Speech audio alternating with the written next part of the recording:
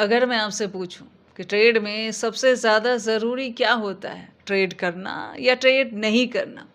Well, आप इसका जो भी जवाब दें, पहले इस बात को थोड़ा-सा और समझ लें। देखो, बहुत बार हमारे साथ क्या होता है, हम किसी अच्छी स्ट्रैटेजी के पीछे भागते हैं, अच्छी एंट्री के पीछे भागते हैं और उसको सीख लेते हैं, समझ लेते हैं और उससे अच्छा पैसा बना भी लेते हैं, ठीक है? क्योंकि बिना सीखे समझे तो काम चलेगा नहीं। सो पैसा बना भी लेते हैं। लेकिन फिर कुछ न कुछ ऐसा होता है कि हम सारा पैसा मार्केट को रिटर्न दे के आ जाते हैं। मतलब मार्केट में अगर आप सिर्फ़ ये जानते हो कि आप कैसे प्रॉफ़िटेबल बनोगे, तो आप सिक्के के आधे पहलू को जानते हो। आधा हिस्सा क्या होता है कि आप उस प्रॉफ़िट को मैनेज कैसे करते हो, लॉसेस से कैसे बचते हो। यानी प्रॉफ़िट और लॉस, ये दोनों सिक्के के दोनों पहलू हैं। एक तरफ प्रॉफ़िट है, एक तरफ लॉस है। प्रॉफ़िट बनाना है और लॉस से बचना है, तो होता है बैलेंस। और इन दोनों में से किसी एक को अवॉइड नहीं कर सकते, क्योंकि यही दोनों बैलेंस बना के रखते हैं। प्रॉफ़िटेबल होना और लॉस से बचना, ये 2 चीज़ें अगर कोई भी ट्रेडर जान जाए, तो आराम से ग्रो कर सकता है।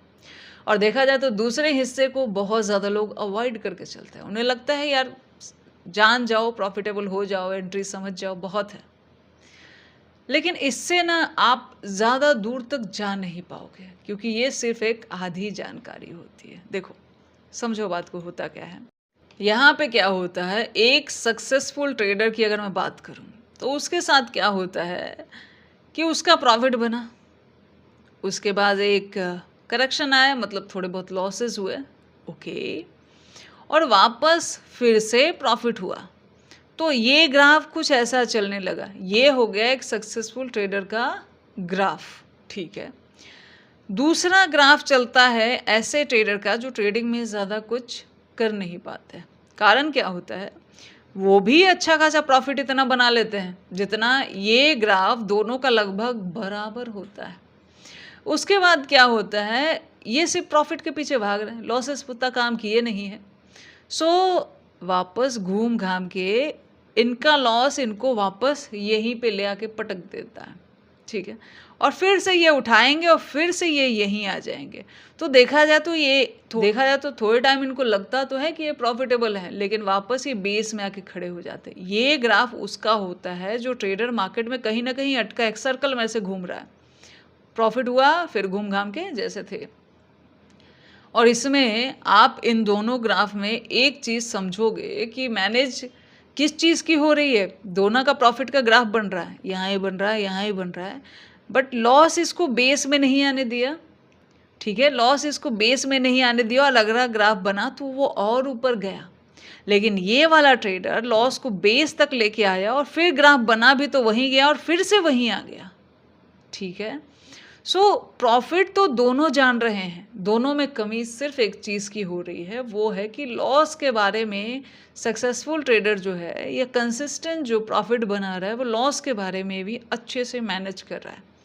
दूसरा बंदा लॉस को मैनेज नहीं कर पा रहा या उसको नहीं पता कि कब ट्रेड नहीं करना है। कब ट्रेड करना है वो बहुत ज़्यादा ज़रूरी है जानना, लेकिन कब ट्रेड नहीं करना है, इस ग्राफ से आपको समझ आ गया होगा कि उससे भी ज़्यादा इस चीज़ को ज़रूरी है जानना। बिकॉज़ बहुत बार मार्केट ट्रेड करने के लिए नहीं होता है। कई बार जो कुछ रूल्स मैं फॉलो करती हूँ, वो रूल्स मुझे सिंपली एक बात बताते हैं, मार्केट अभी ट्रेड करने लायक नहीं है, आप दूरी बना के रखें। और कई बार मेरे साथ ऐसा होता है कि लेट्स से मैंने अगर ट्रेड नहीं किया, कई बार एक दिन होता है, कई बार ये 3-4 दिन भी हो जाता है जब मैं ट्रेड नहीं करती हूँ। तो एक आध बार ऐसा होगा, मतलब अगर मैं परसेंटेज वाइज बताऊँ तो 100% में 10% कुछ ऐसा होगा कि हो सकता है मुझसे कोई मूव छूट जाए, लेकिन 90% टाइम ऐसा होगा जहाँ मैं खुद को सेव कर पाऊँगी, ठीक है। और इस ग्राफ जो प्रीवियसली भी ग्राफ दिया उससे बच पाओगे, ठीक है। सो सबसे पहली चीज़ क्या होती है, सबसे पहली चीज़ ये होती है, देखो इंट्राडे में जो डे का कैंडल्स होता है, पहला रूल, मैं टोटल आपको 6 रूल 5-6 रूल बताऊंगी लगभग। जो आपको ये बताता है, कंफर्मेशन देता है कि ट्रेड से थोड़ा सा बचो अभी। ओके, सबसे पहला रूल कि जो डे की कैंडल्स होती है अप एंड डाउन, ये होती है लिक्विडिटी की बाउंड्रीज। ठीक है, ये बहुत बेसिक है, इसको हमेशा याद रखिएगा।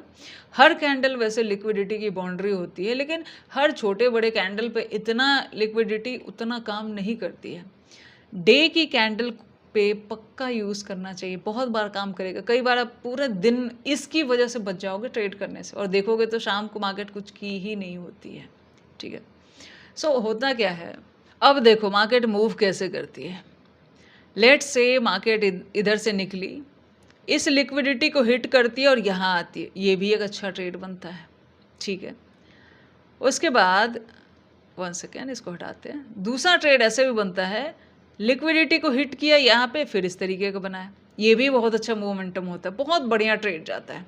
ठीक है, उसके बाद कुछ ट्रेड ऐसे होते हैं जहाँ मार्केट इसको तोड़ेगा, लिक्विडिटी हिट करेगा और उसके बाद अपसाइड का मूव करेगा, या डाउन की लिक्विडिटी हिट करेगा, उसके बाद डाउन का मूव करेगा। ये जो 4 मोमेंटम मैंने बताए, इन चारों मूव में सिग्नल कौन देता है? लिक्विडिटी इम्पॉर्टेंट है, इसका हिट होना ज़रूरी है। अगर ये हिट ना हो तब क्या होता है? तब कुछ नहीं होता, तब से वेसल हंटिंग होती है, फालतू के चार्ट्स दिखेंगे, मार्केट दिखाएगी कुछ, करेगी कुछ। ये सारी चीज़ें तब होती है जब इन दोनों में से किसी एक भी जगह की लिक्विडिटी मार्केट नहीं लेता है।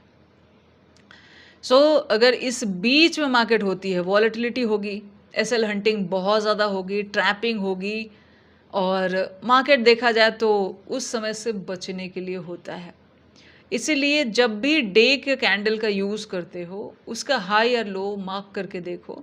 अगर मार्केट कहीं से नहीं तोड़ रहा तो थोड़ा आराम करने की कोशिश करो, मार्केट से बचने की कोशिश करो। बहुत तगड़ा ट्रिक बता रही हूँ, कई दिनों तक आपका एसएल बचेगा ऐसे। ठीक है, अब इसको मैं पहले चार्ट में बताती हूँ। यहाँ पे ये सबसे पहला रूल होता है। ठीक है, सबसे पहला रूल होता है, यहाँ पे मैंने इस वाली कैंडल पे फोकस करें ज़रा। उसके बाद ये 4 दिन से देखा जाए तो मैंने कोई ट्रेड नहीं किया है, कोई ट्रेड नहीं किया है, because of this candle only. ये जो रेड वाली बड़ी वाली कैंडल है, इस कैंडल पे अगर आप इसको बड़ा करके ऐसे देखोगे तो आपको क्या समझ में आता है कि मार्केट ने इस कैंडल का हाई का लिक्विडिटी नहीं लिया है, लो का लिक्विडिटी नहीं लिया है, मतलब लिक्विडिटी हिट हुई ही नहीं है किसी भी साइड की। अगर लो की भी टूटती तो डाउन जाने के आसार समझ सकते थे, पर कहीं की हिट नहीं हुई है। सो मार्केट क्या कर रही है, अगर कहीं की लिक्विडिटी हिट नहीं होगी तो बहुत सारे लोग ट्रेड लेना पसंद नहीं करते हैं, और वॉलेटिलिटी मार्केट में ज़्यादा होती है। और वॉलेटाइल मार्केट एक बायर के लिए कितना खतरनाक है आप ये बेहतर जानते हैं। ऐसे जोन में सेलर का काम चल जाता है, दोनों तरफ सेल करके बैठ जाता है और बीच में प्रीमियम गिरता जाएगा, उसको मिलता जाएगा। ठीक है, लेकिन बायर के लिए बहुत ज़्यादा खतरनाक होता है। अगर आप इसको छोटे टाइम फ्रेम पे लेके आएंगे तो आपको क्या दिखता है यहाँ पे, आप इस चार्ट को खुद देखिए, खुद देखिए, और आपको 3-4 दिन में, जहाँ तक मेरा खुद का एक्सपीरियंस है, मैं इतना तो बहुत अच्छे से बता सकती हूँ कि इस 4 दिन में लोगों ने कितने लॉसेस किए होंगे। सो यहाँ देखिए, ये वाला दिन तो चलो मान सकते हैं थोड़ा ठीक भी है, कुछ एंट्रीज मिली होगी लोगों को। ये वाला दिन, ये वाला दिन, ये वाला दिन, अब आप बताओ, अगर इस रूल से, लिक्विडिटी वाले रूल से, मान लिया मैंने ट्रेड छोड़ भी दिया, तो मान लिया इस दिन अगर नहीं भी लिया, डजंट मैटर, ये 3-4 दिन, यानी 3 दिन का एसएल बचा, और 1 दिन का मान लिया थोड़ा बहुत प्रॉफिट आता, वो भी गया, तो हम लॉस में हैं या प्रॉफिट में हैं? एग्जैक्टली 3 दिन इतनी तगड़ी ट्रैपिंग से बचना बहुत ज़्यादा ज़रूरी होता है। और देखा जाए तो हम सिर्फ एक रूल यहाँ पे फॉलो किया, पहला क्या कि लिक्विडिटी हिट नहीं हुई है तो हमें बस इस जोन को मार्क करके रख देना है, इससे निकलने दीजिए, प्राइस बनने दीजिए, तो हमारे लिए वो काम करेगा। और दूसरा एक चीज़ और देखोगे, मार्केट इस 4 दिन में, इसी रूल की मैं बात कर लेते हैं, मार्केट इस 4 दिन में लगातार इनसाइडर इनसाइडर इनसाइडर देख रहे हो, मतलब ये एक इनसाइडर बना, ये एक इनसाइडर बना, ठीक है, ये इनसाइडर तो नहीं है पर कुछ खास भी नहीं है ये वाला कैंडल, और ये वाला कैंडल ज़रा से इधर ब्रेक डाउन किया, उसके बाद इधर ही अटका हुआ है। ये जो सेलर आए थे, या तो अगर इसका ऊपर टूट जाता तो अप साइड निकल जाता, डाउन साइड टूटता तो भी समझते कि बायर निकलने का ट्राई कर रहे हैं, क्योंकि सेलर बढ़ेंगे तो बायर हटेंगे, लेकिन कहीं नहीं जाता तो फिर किसी को डर ही नहीं है, ये बात होती है। दूसरा एक बात और समझिए, सेकंड पॉइंट पे आते हैं। उसमें अगर आप देखोगे तो मार्केट एक बहुत अच्छी बाइंग के बाद एक सेलिंग जोन में पहुंच गई है, ठीक है। अब बायर और सेलर की भी एक टसल हो जाती है, ठीक है। सो सेलिंग एरिया में क्या होता है, जब एक स्ट्रॉन्ग बाइंग के बाद से किसी सेलिंग जोन में मार्केट पहुंचती है, सो यहाँ पे देखोगे तो मार्केट एक सेलिंग जोन में आ चुकी है।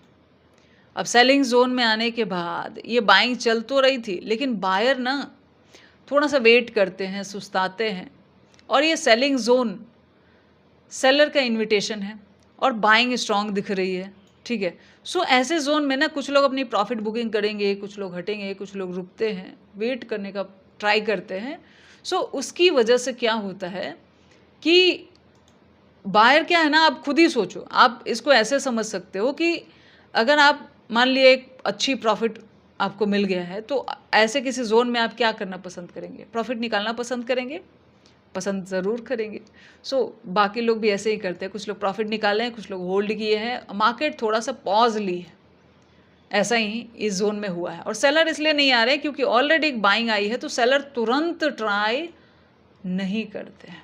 दैट्स द रीज़न यहाँ पे मार्केट अभी पॉज ले रही है, और ट्राई करने के लिए फर्स्ट कन्फर्मेशन तो यहाँ पे इस कैंडल का ब्रेकडाउन होता, उसका ब्रेकडाउन हुआ ही नहीं है। इनफैक्ट वो वैसा सपोर्ट बन चुका है कि मार्केट इसको होल्ड करके बैठा हुआ है, ठीक है। और इस जोन में भी देखोगे तो प्रीवियसली यहाँ से भी देखोगे तो ये रेजिस्टेंस एक सपोर्ट बनता हुआ दिख रहा है। सो बायर और सेलर दोनों थोड़ा बहुत एक कन्फ्यूज़न में है कि आखिर मार्केट करना क्या चाहती है। सो इसलिए वेट होता है, यहाँ से लोग निकाल लिए, इस जोन में अभी ये सपोर्ट टूटता तो प्राइस के अनुसार और ज़्यादा हो सकता है सेलर बढ़ते, जैसा कि बढ़ते ही हैं। और यहाँ पे देखोगे तो जैसे देखो डे के कैंडल का बेस नहीं टूटा, यहाँ बेस टूटा नहीं टूटा था, तो इस दिन देखो कितनी वॉलेटिलिटी रही। यहाँ बेस टूटा, क्लोजिंग के नीचे है, क्लोजिंग के नीचे है, यहाँ भी क्लोजिंग के नीचे है।